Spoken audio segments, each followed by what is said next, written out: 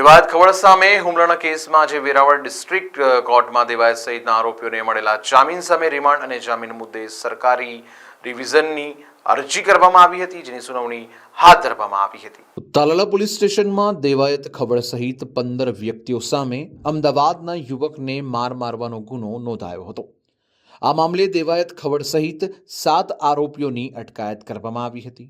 17 ઓગસ્ટે આરોપીઓને વેરાવળની JMFC court સમક્ષ રજૂ કરવામાં આવ્યા હતા, જ્યાં પોલીસે રિમાન્ડની માંગ કરી હતી. કોર્ટે આરોપીઓના રિમાન્ડ નામંજૂર કરી તમામને જામીન પર મુક્ત કર્યા હતા. આ હુકમ સામે સરકાર પક્ષે 18 ઓગસ્ટે ડિસ્ટ્રિક્ટ કોર્ટમાં રિવિઝન અરજી દાખલ કરી હતી, જેની આજે 21 ઓગસ્ટે સુનાવણી હાથ ધરવામાં આવી હતી. બંને પક્ષોએ કાયદાકીય દલીલો કરી હતી. સરકાર પક્ષે આજે આરોપીઓના જામીન નામંજૂર કરવા નવી અરજી પણ દાખલ કરવામાં આવી હતી, જ્યારે બંને અરજીઓ પર પ્રાથમિક દલીલો સાંભળ્યા બાદ વધુ સુનાવણી 30 ઓગસ્ટ સુધી મુલતવી રાખવામાં આવી છે.